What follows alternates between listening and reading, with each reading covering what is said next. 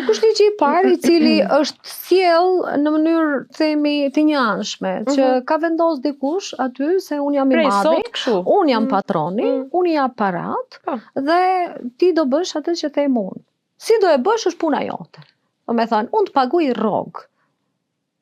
Dhe kaq. Nëse miratohet, si e para, me ato pak ndryshime, se ka ndodhur ca ndryshime, por nuk kanë ndryshuar sendet, disa nga sendet që prekin, jo disa, por shumica nga sendet që prekin autonominë, që I prekin avancimet ose kriteret e avancimit, që prekin konferencën ndëruniversitare, do me thënë vazhdojnë këshillin, do me thënë vazhdojnë të mbeten ato në të njëjtin edhe në versionin e dytë.